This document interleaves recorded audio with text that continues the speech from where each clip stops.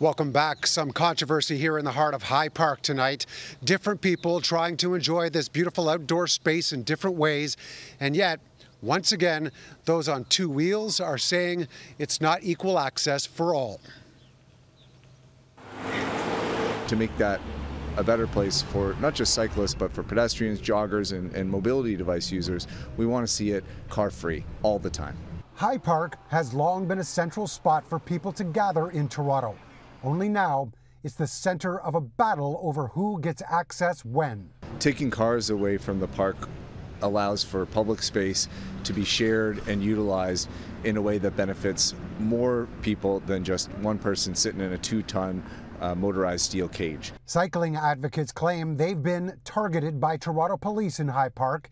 This tweet, being circulated online, shows an officer recently issuing a ticket. A close look at roads in the park, though, and it's easy to see bikes not slowing down and cars not coming to a complete stop at intersections, all while pedestrians come and go along sidewalks and pathways. I can't apologize for or sort of reject out of hand the fact that police or anybody else would, first of all, enforce the law, because if you don't like the law, then you should change it.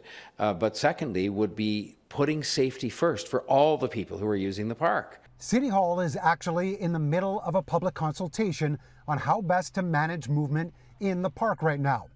The options being studied are no visitor vehicles at all, being limited to certain times on specific roads, and keeping things status quo. COVID measures throughout the pandemic prompted changes over the last couple of years.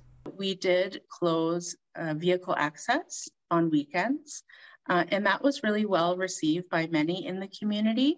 We did also hear from some folks concerned about accessibility and who didn't like the closures. Bikes are a really big issue. Do they follow the rules? Probably not. I like the idea of limiting the cars on the weekends. I think that's a good idea. I noticed the signs coming in. Mayor John Tory has said he's open to the idea of limiting traffic at certain times, but that it has to make sense for everyone. It's like everything else. There's a balance between those who are choosing to cycle, which we want to have happen, and those who are choosing to engage in other activities. Encourage people to go down and ride their bikes at speed at a certain time, and then that takes the pressure off other times of day. And it's really something that we're hoping that the city buys into. An online open house is being hosted by the city to get feedback. Any changes to be made will be a decision for the new city council after the election, likely in early 2023.